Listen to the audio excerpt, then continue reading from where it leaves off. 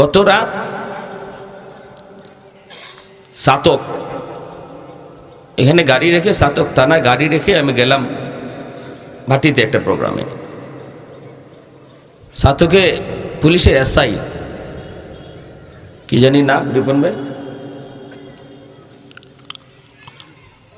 ভুলে গেছি, উনি ফোন দিয়েছে, ফোন দিয়ে বলছে, রিপন ভাইরে ফোন দিয়ে বলছে হুজুর কখন আসবে, হুজুরের সাথে আমি একটু দেখা করব। আসলাম, দেখা করলো। কথার দ্বারা বুঝলাম যে ওনার সম্পর্ক শুধু আলেমদের সাথে। পুলিশের একজন এসআই, বেশ উলামায়ে কেরাম জমলেন। বলতেছে ওনার যতজনের সাথে চলা প্রত্যেকে আলেম, এবং এই সাতকের একজন পুলিশ কনস্টেবল আছেন এই থানাতে এখনো, যিনি ফজরের আগে মসজিদে গিয়া প্রতিদিন ফজরের আজান দেয়। একজন পুলিশ কনস্টেবল প্রতিদিন ফজরের আজান দেয়। উনি সে থানা থেকে ডিউটি, থানা রাত্রে অনেক সময় ডিউটিও করে, ডিউটি করে সে ঘুম হোক না হোক তাহাজ্জুদের টাইমে মসজিদে হাজির হয়, তাহাজ্জুদ পড়ে, এবং একটা দিন মিস নাই, প্রতিদিন ফজরে আজান দিতেছে। তোমার মতো একজন যুবক যদি বলো পারি না, তাহলে আমাকে জবাব দাও সে পারে কেমনে? পারি না এমন কাজকেই বলে যেটা কেউ পারে না। একজনেও যদি পারে তাহলে বোঝা গেল সম্ভব, ঠিক কিনা জোরে বলে। আর আল্লাহ মানুষের উপরে এমন কোন বিধান দেয় না যেটা মানুষের পক্ষে করা সম্ভব না। লা ইউকাল্লিফুল্লাহু নাফসান ইল্লা উসাহা, এমন কোন কাজই আল্লাহ করেন না। এজন্য আল্লাহ বলে ওই যুবক, যেই যুবক যৌবনে আমি আল্লাহরে ডরাই, যেই যুবক যৌবনে আমি আল্লাহর কদমে সেজদা দেয়, যেই যুবক যৌবনে বাপ মার সেবা করে, বাপ মার সাথে বেয়াদবি করে না, ওই যুবক আমাকে ডরায় যখন গুনাহ থেকে বাঁচে, তার কলিজার দিকে তাকাইলেও এই জমিনের প্রতি আমি আল্লাহর মায়া লেগে যায়। 3 নম্বরে আল্লাহ পাক বলেন, ঘরে ঘরে কিছু শিশু বাচ্চা আছে, ওই শিশু বাচ্চাগুলির উপরে কোনো ধরনের কোনো শরীয়তের বিধিবিধান নাই। আমার আপনার ঘরে কিছু শিশু বাচ্চা আছে, একদম নিষ্পাপ মাসুম, এদের উপরে নামাজের বিধিবিধান নাই, শরীয়তের কোনো বিধিবিধান চালু হয় নাই। এই বাচ্চাগুলি, এদের কোনো দোষ নাই, কোনো অন্যায় নাই, কোনো অপরাধ নাই। অপরাধ করলে করছে তার মা, গুনাহ করলে করছে তার বাবা। এই গুনার কারণে যদি গজব আর আযাব আসে, বাপ মার গুনার কারণে গজব আসতে চায়, কিন্তু আল্লাহ পাক বলেন ওই শিশু বাচ্চাটা, তার তো কোনো অন্যায় নেই, সেও গজবে শরীক হয়ে যায়, গজবের ভিতরে পড়ে যায়। ওই বাচ্চাটার দিকে তাকাইলেও জমিনের প্রতি আমি আল্লাহর মায়া লেগে যায়। ওয়াল আনআমুরুত্তা, আল্লাহ পাক বলেন কিছু পশু পাখি, গরু ছাগল হাঁস মুরগি, ওদের উপরে শরীয়তের কোনো বিধিবিধান নাই। যদি আসমানি গজব, জমিনি গজব জমিনে নেমে আসে, তাহলে গরু ছাগল হাঁস মুরগিগুলি এরাও গজবে শামিল হয়ে যায়। এদের কোনো অন্যায় নেই, ওদের দিকে তাকাইলেও জমিনের প্রতি আমার মায়া লাগে। এজন্য বলি যুবক, শিশু বাচ্চাগুলির মারধর করবা না, এদের মাসুমের নিষ্পাপ, ফেরেশতা সমতুল্য। তোমারে আপনারে আল্লাহ পাক খাওয়াইতেছে, আল্লাহ পাক বাঁচায় রাখছে ওই শিশু বাচ্চার খাতিরে। সুবহানাল্লাহ। অবুঝ ওই বাচ্চাটার খাতিরে আল্লাহ তোমারে খাওয়ায়, আমারে খাওয়ায়। আল্লাহ এখনো আসমান থেকে বৃষ্টি নাজিল করে, জমিন থেকে ফসল উৎপন্ন হয়, এখনো এখনো নিয়ামত দিয়ে আল্লাহ ভরপুর করে রাখছে ওই শিশু বাচ্চার খাতিরে। এজন্য মারধর করবা না, গালি দিবা না, ধমক দিবা না, দুষ্টামি করলে একটু ভয় দেখাবা। ভাইরে মনে রাখবা, ওই বৃদ্ধ বাবাজিরে শ্রদ্ধা কর। যে বৃদ্ধ মানুষটা চুলদাড়ি পাকলো, কোমরে শক্তি হারায় গেল, এরপরও কষ্ট করে সেজদা দেয়, চেয়ারে বসে নামাজ পড়ে না, এখনো জমিনে কপাল ঠেকায় সেজদা দেয়, তার সেজদার দিকে তাকাইলেও আল্লাহ জমিনের প্রতি তার মায়া লেগে যায়। সাদা চুল সাদা দাড়ি মানুষ আল্লাহর কাছে কত দামি। হযরত আলী রাদিয়াল্লাহু তাআলা আনহু মসজিদে নববীতে আল্লাহর নবী ইমাম, নামাজ দাঁড়ায় গেল। হযরত আলী ঘর থেকে বের হয়েছেন, নবীর পিছনে নামাজ পড়বেন। ঘর থেকে বের হয়েছেন, জামাত ধরবেন, কিন্তু একটা গলি পথ, চিকন পথ, ওই গলি পথটা অনেক লম্বা। এই গলি পথ দিয়ে শুধু একজন মানুষ যাওয়া যায়, একজন ঢুকলে আর একজন ওদিক থেকে আসতে পারে না।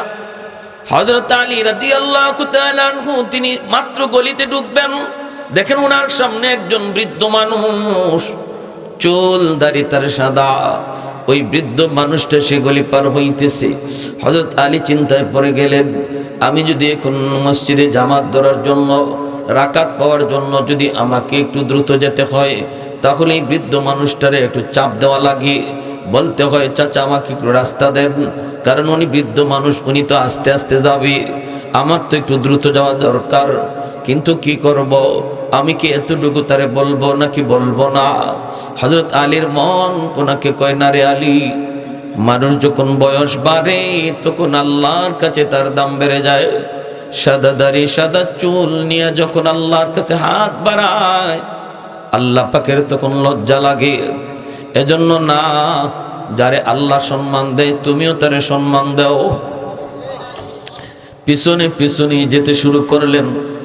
এই দিকে আল্লাহর নবী রুকুতে চলে গেলেন। রুকুতে চলে গেলেন, আলীও নিজে নিজে ভাবছেন রাকাতে একটা যাইব, রুকুতে চলে গেলেন। কিন্তু আলী যে এই বৃদ্ধ মানুষকে সম্মান করেছেন, আল্লাহ এত পছন্দ করেছে, আল্লাহ জিব্রাইল আমিন কই, জিব্রিল তাড়াতাড়ি বন্ধুর কাছে যাও, যায় বলো বন্ধু যেন রুকু লম্বা করে আলী শরীক না হওয়া পর্যন্ত। আল্লাহ নবী রুকুতে, জিব্রাইল আমিন কই, নবী গো মাথা তুলবেন না, মাথা তুলবেন না, কারণ আপনার আলী এখনো নামাজে শরীক হতে পারে নাই। আমি না বলা পর্যন্ত মাথা উঠেন না, রুকু লম্বা করেন, এটা আমার আল্লাহর নির্দেশ। মায়ার নবী রুকু লম্বা করতেছেন, মনে মনে একটু গুসা আলীর উপরে, কিন্তু নামাজের ভিতরে জবাব তো কথা তো বলতে পারেন না। নামাজ পড়তেছেন, হযরত আলী আইয়া যেই রুকুতে শামিল হলেন, তখন জিব্রাইল কই, নবী এবার মাথা তুলেন, আলী আপনাকে রুকুতে পাইছে। রুকু পাওয়া মানে রাকাত পাওয়া, রুকু পাওয়া মানে, আমরা তো অনেকেই নিজে নিজে রুকু ফিরে লাই। ইমাম সাহেব রুকু থেকে উঠে গেছেন, এরপরে দেখা যায় অনেকে মাসলা জানে না, হ্যাঁ নিজে নিজে রুকু ফইরা নামাজ ফাইলিছে, সওয়াজ দেয় না। একবারও যদি সুবহান রাব্বিয়াল আযীম বলা পরিমাণ সময়টুকু ইমাম সাহেবের রুকুতে না পান, তাহলে আপনার এই রাকাত পাওয়া হলো না। এটা আপনার পরে পড়তে হবে। নিজে নিজে পড়লে আবার এটা ইমামের পিছনে পড়া হয় কেমনে? নিজে নিজে পড়া কোনোদিন নামাজের ইমামের পিছনে রাকাত পাওয়া হয় না। আলী রাদিয়াল্লাহু তাআলা রুকু পাইছেন, নামাজ শেষ হলো, এরপরে আল্লাহ নবী মিম্বরে বইয়ে ডাক দিয়েছেন, আলী এদিকে আও। একটু গুসা আছে না, তোমার কারণে আজকে আমার অত সময় রুকু তাহল লাগলো। নবী ডাক দিয়ে জিগাইতেছেন, দেরি হলো কেন আজকে? হযরত আলী বলেন, কই গো নবী, আমি তো আপনাকে রুকুতে পাইছি, দেরি হলো কই? আল্লাহ নবী কো, পাইছো না? পাইছো কেমনে পাইছো? হুশ আসেনি? কেমনে পাইছো? হুশ আছে? জিব্রাইল আমার রুকুর মধ্যে হ্যাং করায় রাখছে। মাথা তুললেন না, কারণ আলী এখনো আপনারে পাইছে না। হযরত আলী বলে, ইয়া রাসূলুল্লাহ, অত বড় ঘটনা ঘটে গেছে, এটা তো আমি বুঝতেও পারছি না। বলি, এটা বুঝবাই কেমনে? কিতা করছো এটা কও, কি হইছে? বলি, ইয়া রাসূলুল্লাহ, আমি টাইম মতোই বাইরেছি আপনারে রুকুতে পাওয়ার জন্য বা নামাজ ধরার জন্য। গলির মধ্যে আয়া দেখি একজন মুরব্বী মানুষ সামনে পড়ছে। এখন চিন্তায় পড়ে গেলাম, আমি কি করবো? ওনার ফিসে ফিসে আঁকমো ধীরে ধীরে, আর যদি দাওয়ান লাগে ধীরে ধীরে আঁকলে আপনার রাকাত একটা ছুটবো, আমি রাকাত পাইমু না। আর যদি রাকাত ধরন লাগে, তাহলে ওনার একটু চাপ দেওয়া লাগে, চাচা একটু রাস্তা দেন, হয়ে যাওয়া লাগে। আমি চিন্তায় পড়ে গেলাম, কি করি? তখন মন বলে, মুরব্বীরেনও আল্লাহ সম্মান দেয়, তুমিও সম্মান দাও। সুবহানাল্লাহ। আজকে আমরা মুরব্বীর সাথে বেয়াদবি করে লাই। যুবক, মুরব্বীদের দোয়ায় তোমার ভবিষ্যৎ আলোকিত হবে, তোমার সামনের জীবনের পথগুলো আল্লাহ আসান করবে। ওই সাদা দাড়ি সাদা চুল মুরব্বীর দোয়ায় তুমি তার সাথে চোখ লাল করে কথা কও। এই কথাই আল্লাহ বলেছেন, চোখ লাল করে কথা কওয়ার তো তোমার এখন টাইম, এটা টাইম তোমার, এটা তোমার বয়সে কয়, বয়সে করায়, তুমি করো না, বয়সে করায়। এজন্যই আল্লাহ নবী কইছে এই বয়সে যারা হজম করতে পারে হে এই বয়সেই আল্লাহর ওলি হয়ে যায়। কারণ এই বয়সে হজম করাটা কঠিন, হজম করাটা কঠিন। অল্পতেই রাগ উঠে যায়, গুসা চলে আয়, ধমক দেওয়ার ইচ্ছা হয়, চোখ লাল করার ইচ্ছা হয়, গান বাজনার আয়োজন করতে মন চায়। সভাপতি যদি বাধা দেয়, মুরব্বী কেউ বাধা দেয়, চেয়ারম্যানে বাধা দেয়, চেয়ারম্যান সাহেবের দইরা আইনা গানের আসরে সভাপতি বানাইতে মন চায়। এমনও তো করে অনেক জায়গায়। বাধা যে দিছে, রাতের অন্ধকারে যায়, যে 10-12 জন একসাথে দইরা পিস্তল মুস্তল দেখায়া কয় তুমি না বাধা দিছো, কালকে গান হইতো না? বলে দিসলাম তো রে বাবা, হন কি হইছে? বলে কালকে তুমিই সভাপতি। এটা তোমারে করায় তোমার যৌবনে। এজন্য নবী কইছে এই বয়সে হজম করাটা কঠিন বিধায়, যে হজম করতে পারে এর সাথে সাথে আল্লাহর ওলির তালিকায় নাম উঠে যায়, নাম উঠে যায়। কচকচে টাকা, কচকচে টাকা আর শক্তি যার আছে সে ওই সুদের ব্যবসা করার চিন্তা করে। সুদ খাওয়া হালাল না হারাম?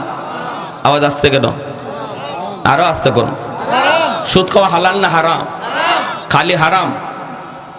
সুদখোর সুদ খাওয়া হারাম জানার পরেও যদি সুদ খায়, তাহলে আল্লাহর কোরআন বলে সে চিরস্থায়ী জাহান্নামী হয়ে যাবে, জাহান্নাম থেকে আর উঠবার সুযোগ নেই। এত কঠিন হারাম সুদ খাওয়া। আল্লাহর নবী দেখছেন মেরাজের রজনীতে জাহান্নামে সুদখোর একদল মানুষের বুতুনহুম কাল বুয়ুত ফিহাল হাইয়া তুরা মিন খারিজ বুতুনহিম, পেট ভরা সাপ কিলবিল কিলবিল করতেছে, নাক দিয়া মুখ দিয়া ছিদ্র দিয়া কানের ছিদ্র দিয়া সাপ বেরিতেছে। জিব্রাইল আমিনকে বলেন, ভাই জিব্রাইল মান হা উলাই? জিব্রাইল আমিন বলে হা উলাই আকালাতুর রিবা। নবী গো, এরা আপনার উম্মতের ওই সমস্ত মানুষ যারা সুদ খাইতো। সুদ খায় কেডা? যে সুদের টেকা দেয় এ খালি সুদখোর না, যে সুদের টেকা আনে হেও সুদখোর। লানা রাসূলুল্লাহ সাল্লাল্লাহু আলাইহি ওয়াসাল্লাম আকিলার রিবা ওয়া মুকিলাহু ওয়া কাতিবাহু ওয়া শাহিদাইহি। যে সাক্ষী থাকে এও সুদখোর, যে লেখে লেখে লেখে এও সুদখোর। তাহলে সুদখোর কয়জন হইল? কয়জন হইল? 4 জন। যে দিল, যে আনলো, যে সাক্ষী থাকলো, যে লেখলো। এজন্য সুদের লেনদেনের কথাবার্তা হইতেছে, এটা যদি আপনি শুনেন আর এখানে থাকেন, দৌড় দিয়া বাইরিবেন, আস্তে আস্তে না, দৌড় দিয়া বের হইবেন, যেন এখানে আগুন লাগছে এভাবে বের হইবেন, নাইলে আপনিও সাক্ষীর খাতারে পড়ে যাইবেন। যদি বুঝেন যে এখানে সুদের আলোচনা হইতেছে, 10,000-এ 15,000, 20,000-এ 25,000 আসেনি না নাই? এখন আর ধনী করে না, এখন গরিবেও লাগায়। গরিবের ঘরেও এখন সুদ ঢুকে গেছে। বেটাইনতে খালি খায় না, বেটিনতেও লাগায়। 5,000 আইলেই কয় লাগাইলা, 10,000 টাকা তো আইলেই কয় লাগা। আর এর দ্বারা কি হইতেছে? এখন ঘরের ভিতরে গজব, রহমতের দরজা বন্ধ হইয়া গজবের দরজা খোলা, রহমতের দরজা বন্ধ। ঘরে অশান্তির শেষ নাই, স্বামী স্ত্রীর মধ্যে মিল নাই, বাপ বেটায় মিল নাই, ভাই ভাইয়ে মিল নাই, খালি দ্বন্দ্ব আর দ্বন্দ্ব, খালি আগুন আর আগুন। সর্বদিক দিয়ে হুজুরে ফানি ফরা, হুজুরে ফানি ফরা যায় কই? ঘরে অশান্তি দূর হয় না। ঘরে অশান্তি দূর হইব কেমনে? হুজুরে যে ফানি ফরা দেয়, এই ফানি ফরা আল্লাহর কোরআন পড়ে ফু দেয়। কোরআন তো গজবের দরজা দিয়ে ঢুকে না, রহমতের দরজা খুঁজে গিয়া দেখে আপনার ঘরে রহমতের দরজা বন্ধ। কোরআন তেলাওয়াত হয় না মাসে একবার, কিন্তু সুদের টাকা ঢুকতেছে মাসের মাস, সুদের টাকা ঢুকতেছে। তোমার ঘরে কোরআন তেলাওয়াত হয় না দিনও একবার, কিন্তু প্রতিদিন টাইম মতো টেলিভিশন চলতেছে, মোবাইলে নাচ গান বাজতেছে। মুসলমানের রহমতের দরজা বন্ধ হয়ে গেছে, গজবের দরজা খোলা। এজন্য এখনকার হুজুররা ফানি ফোরা আর তাবিজ ফোরা দিলে কাম হয় না, কারণ ঘরে গিয়া দেখে আপনার ঘরের দুয়ার খোলা নাই, রহমতের দরজা লাগাইল আর গজবের দরজা বন্ধ। আগের যুগের হুজুরদের ফুতে কাম হইতো, এখনের যুগের হুজুরদের যে কি হইল? আগের যুগের হুজুরদের ফুতে কাম হইতো, কারণ মুসলমানের ঘরে রহমতের দরজা আগে খোলা আছিল। ফজরের পরে কোরআন তেলাওয়াতের আওয়াজ প্রতিটা ঘর থেকে শোনা যাইত। আমি একটা বাস্তব ঘটনাও শোনাই। আমার বাড়ি হবিগঞ্জ, ঢাকা। হবিগঞ্জের একটা উল্লেখযোগ্য একটা বাজার, নাম বলবো না, আজ থেকে আরো 30 বছর আগের একটা ঘটনা। ওই বাজারে একজন মার্কা মারা সুদ করছিল, সুদের ব্যবসা করত। মরার আগে তার পেটটা এত বড় হয়ে গেছে, আমার দাদারা বলছেন তার পেট এত বড় হয়ে গেছে। তখন সিলেটের খালিক ডাক্তার সাহেব জীবিত, মুরব্বীরা নাম শুনছেন না, নিরাময় পলিক্লিনিকের মালিক, ওনার হাসপাতালে নিয়ে যাওয়া হলো। মেশিন লাগায় উনি কয়, কে তোমরা সাথে আইছো? তাড়াতাড়ি করে তাকে আমার হাসপাতাল থেকে বিদায় করো। আমার মেশিনে তার পেটে এমন এক সাপ ধরা পড়েছে, আমি জীবনে এমন সাপ দেখি নাই। ইন্ডিয়ার মাদ্রাজ নিয়ে যাওয়া হয়েছে, মাদ্রাজ। ওইখানে ডাক্তারও কয় আমাদের দ্বারা সম্ভব নয়, পেটের সাপ লইয়াই তার মরণ হয়েছে। কবরও তারে পেটে সাপ নিয়ে কবরে রাখা হয়েছে। এর যুবকের জন্য বলি, কার জন্য কি করতেছো, কার জন্য কি করতেছো? মাত্র অল্প কাটা টাকার লোভে পইরা যেই মানুষটা ঘরের ভিতরে হারাম টাকা ঢুকাইল, এই হারাম টাকা দ্বারা এক বল ভাত হইল, এরকম ভাবে এক বল দুই বল ভাত হইল। এই ভাতটা সব একা সে খাবে না, খাইবে সে 1 প্লেট 2 প্লেট, আরো 10 প্লেট খাইব তার মা বাবা ভাই বোন আত্মীয় স্বজন। কিন্তু কিয়ামতের ময়দানে আল্লাহ পাক পুরাটা ভাতের হিসাব তার কাছ থেকে একা নিব। তুমি দিবা, খাইছে 10 জন, হিসাব দেবে একজন, খাইছে 10 জন, হিসাব দেবে একজন। হারাম টাকা দিয়ে যে ঘর বানাইলো, থাকবো 10 জন, হিসাব দিব একজন। এটা জানার পরেও যে সুদ খায়, বলুন সে বুদ্ধিমান না বোকা? আরো জোরে এখন, বুদ্ধিমান না বোকা? এজন্য বলি যুবক, একটু দিলটারে বুঝাও না। না, হারামে আরাম, জোরে বলেন, হারামে আরাম নাই, হারামে আরাম নাই, আরাম নাই। এই হারাম টাকা দিয়া সন্তান লালন পালন করবা, এই সন্তানই তোমাকে সবার আগে ঘর থেকে বের করবে। হারাম টাকা দিয়া ঘর বানাইবা, এই সন্তানই সবার আগে তুমি বাবার খানা বন্ধ করবে। হারাম টাকা দিয়া সন্তানরে খাওয়াইবা, এই খানা তোমার সবার আগে সন্তানে বন্ধ করব। হারাম টাকা দিয়া ঘর বানাইছো, এই সন্তানই তোমাকে এই ঘর থেকে বের করবে। এই ঘরের ভিতরে আরাম নাই, এই খানার মধ্যে আরাম নাই। এজন্য আল্লাহর দোহাই, আল্লাহর দোহাই, ব্যবসা করো, ব্যবসা করা আমার মায়ের নবীর বহুত বড় সুন্নত। অল্প কামাই হোক, আল্লাহ এর ভিতরে বরকত দিবে। কম রুজি যদি হয় আর হারাম পথে কেউ না চলে, আল্লাহর দেওয়া কম রুজি, আল্লাহর দেওয়া কম রিজিক পায় যে আল্লাহর উপরে খুশি, আল্লাহ তার অল্প আমলের উপর আল্লাহও খুশি। এটা আল্লাহর নবী বলেছেন। রিজিক দেন আল্লাহ, যারে আল্লাহ রিজিক কম দেন এরপরে আল্লাহর উপরে খুশি, নারাজ না। হারাম পথে কামাই করে আল্লাহরে নারাজ করে না। আল্লাহ নবী বলেন তার কম আমল পাইয়া আল্লাহও খুশি। ধনী যদি মুনাজাত করে আর এই মুনাজাতে 10,000 টাকা আল্লাহর ঘরে দানও করে, তবুও গরিবের খালি হাতের দোয়া আল্লাহর কাছে আগে কবুল হয়ে যায়। কোন মানুষটার, যে মানুষটা রুজি করে কম কিন্তু এরপরও হারাম খায় না, রুজি করে কম এরপরও হারাম চিন্তা করে না, এই মানুষটার খালি হাতের দোয়া আর ধনী মানুষের, যে মানুষ দোয়াও করে আবার 10,000 লাখ লাখ টাকা মসজিদে দানও করে, তার দোয়ার আগে গরিবের ওই খালি হাতের দোয়া আল্লাহর কাছে কবুল হয়, আগে কবুল হয়। শুধু তাই নয়, ইন্নামাল ফুকারা ইয়াদখুলুনাল জান্নাতা ক্বাবলাল আগনিয়া বি500 সানা। নবী বলেন ওই মানুষটা, যে মানুষটা ব্যবসা করে কম রুজি করে আর একজনে হারাম ব্যবসা করে, হারাম ব্যবসা করে, ওই যে মানুষটা হালাল ব্যবসা করে কম রুজি করে, আল্লাহ তারে ধনীর 500 বছর আগে জান্নাত দিব। কয়শো বছর আগে? 500 বছর আগে জান্নাত দিব। যে ধনী মানুষ নিজেও জান্নাতি, নামাজ পড়ছে, সেও নামাজ পড়ছে, দুনিয়াতে হারাম পথে চলছে না, হালাল পথেই চলছে, নামাজ কালাম গরিবের সাথে একসাথে পড়ছে, এরপরও গরিবরে আল্লাহ ধনীর 500 বছর আগে দিব আর ধনীরে 500 বছর পরে দিব। কেন? কারণ হলো আল্লাহ কত বড় ইনসাফ ওয়ালা। আল্লাহকে বান্দা, আমি আল্লাহ তোরে দুনিয়াতে গরিব বানাইছিলাম, এজন্য যা চাইছিলা তা পাও নাই। দুনিয়াতে তুমি যা চাইছো তা পাইছো না, কারণ তোমার রুজি নাই, টাকা নাই, পয়সা নাই। আমি আল্লাহর উপরে যে তুমি এর উপরে সন্তুষ্ট, তোমারে আমি মরণের পরে জান্নাতে যা চাইবা তা পাইবা, এটা ধনীর 500 বছর আগে দিব। দুনিয়াতে তোমার চেয়ে ধনী আগে ছিল মিনিমাম 60-70 বছর, আরাম করছে বেশি, ঠিক না? হায়াত, দুনিয়ার হায়াত কত? গড়ায়ু 60-70। এই 60-70 বছর হয়তো ধনী যা চাইছে তা পাইছে, তুমি যা চাইছো তা পাইছো না। কিন্তু পরকালের ময়দানে আমি আল্লাহ কেমন ইনসাফ করে, আল্লাহ 60-70 বছর আগে দিত না, ধনীর 500 বছর আগে তোমারে দিল। 500 বছর আগে তুমি দুনিয়াতে সবর করছিলা, এর প্রতিদান। এজন্য আল্লাহ বলছে, যুবক যদি যৌবনে আমি আল্লাহরে ডরাও, তোমার ওই ডরের দিকে তাকাইয়াই তুমি যে আমারে ডরাইয়া গুনাহ থেকে বাঁচো, এই খেয়াল কইরেই আমি আল্লাহ এই জগৎ টিকায় রাখছি। জোরে কোন সুবহানাল্লাহ। যদি 4 শ্রেণী জমিনে না থাকতো, লা জাআলতুস সামাআ হাদিদা, আল্লাহ বলেন আসমানকে আমি আল্লাহ লোহা বানায় দিতাম। ওয়াল আরদা খাফসাফা ওয়াত তুরাবা রামাদা, জমিনকে আমি তামা বানায় দিতাম, তামা। ওয়ামা আনজালতু মিনাস সামাই কাতরা, আল্লাহ বলেন এক ফোঁটা রহমতের বৃষ্টি জমিনে নাজিল হতে দিতাম না। ওয়ামা আমবাততু মিনাল আরদি নাবাতা, একটা শস্যের দানাও আমি জমিনে উঠতে দিতাম না।